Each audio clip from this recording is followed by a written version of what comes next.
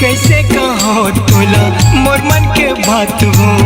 होगे मजबूरी रानी करवे से वास होगे मजबूरी रानी करवे से वास मन मन तोला गुनत रह गे,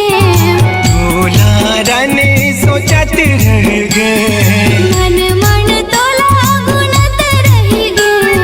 तोला रानी सोचत रह गे।